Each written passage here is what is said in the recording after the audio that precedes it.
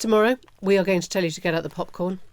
A treat. I'm not sure we've made that joke enough times, or indeed anyone else has. It's popcorn. You know that already. Popular conservatism. Liz Truss is back, and there's a big meeting, and we're all going to go. Get out the pork, surely.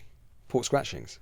Or indeed the pears. Yes. Lettuce, or the lettuce. There's so much food stuff around So for much. us. You know, the domestic situation in Northern Ireland is dire in all sorts of public services. I mean, it's true in Great Britain as Yeah, well. you don't have to look that far. No, that's true. But, you know, if you look, I mean, the health service in Northern Ireland, for example, bad everywhere else. But in the time that Stormont has been on ice, waiting lists in Northern Ireland have gone up 15%. Look at what's happened to Lough Neagh. Lough Neagh is the sort of main big freshwater lake in the middle of Northern Ireland, from which 40% of Northern Ireland's drinking water comes. Big scandal in Northern Ireland. Hasn't been picked up that much in Britain, but it's become chronically polluted with a form of bacteria which has turned large swathes of it into a foul-smelling green soup. I mean, there couldn't be a better metaphor for the stasis and pollution of the Northern Ireland political system than that. Nigel Farage inside will be chuckling. Because I don't think he has a huge amount of respect for the Conservative Party.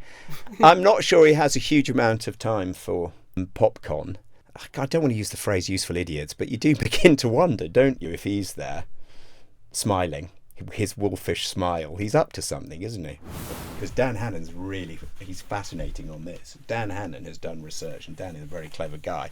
People are at their most right wing in December and January. So his advice to number 10 is That's go January hilarious. 25. Is that right? Literally, there is evidence that is when people are more inclined to... What, because it's colder? Colder, it's after Christmas, they've got colds, they're a bit Inclined to do miserable. what, sorry, Charlie? Inclined to... They're more right-wing. More right-wing. Yeah, right, yeah. Right. They're trying to be just more miserable, you know. People who sad, are cold, yeah. people who are cold or have colds are more likely to vote Yeah, Conservative. and there's, you know, there's that sad This is why you syndrome. come in blowing your nose. I know, to try but and don't worry. Spread the right-wing germ. Well, we thought long and hard about whether to address the sort of big news of the day, which came last night about 6 o'clock. The King's very honest, pretty transparent statement about his cancer diagnosis. But there is one place where they are scrabbling to find the true significance of this diagnosis, and that is in the dear Commonwealth. And our Commonwealth reporter, John Sopel, reports from there. This is John Sopel reporting from Australia for the newsagents. Good day. Obviously, the news about King Charles is huge here. I was listening to something on Australian Broadcasting Corporation, the ABC, an 8-minute long interview with a constitutional lawyer. And first question from the presenter was, well, what does this mean for Australia?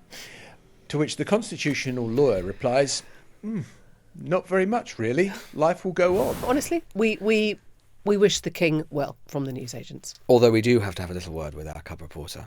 I remember last year going to see a Suella Braverman speech. What did she say? She said that Keir Starmer might be Labour's first female Prime Minister. You know, all of this sort of stuff, it happens again and again and again. I think the extent to which trans issues and trans people have become the butt of a political joke in Westminster, a cheap shot, a cheap gag, speaks to a certain level, frankly, of transphobia, which has started to infect British political debate. And this should be a wake-up call, because wherever you stand on this issue, and as I say, there are legitimate questions, and that's absolutely fine, and those questions should be contested in a respectful manner. Wherever you stand, surely we can all agree that politicians ought to at least act responsibly with regards to it, and that there are plenty of other material that they can use and take up to make, you know, pretty poor political jokes. You know, it was Mitch McConnell who said, reportedly, it would be unwise to move forward with the deal. We don't want to do anything to undermine Trump. Okay, That's what not did you what he hear said. then? What do you understand? Do you know reporters occasionally make mistakes? I'd love to have the clarification if you were in the room. That would be helpful. Sure. He was reflecting on the effect that Trump had had in the House, undermining support for the bill. It was a statement of the political reality, not his preference. So do you think that you would like to hear Kevin McCarthy, you would like to hear Mitch McConnell, you'd like to hear these people in positions of real Republican leadership speak out now, be more brave, show a spine? Well, I think different ones do it in different ways. I think McConnell's been very clear what he thinks about Donald Trump. He has not spoken to him since before January the 6th, 2020. What does that tell you?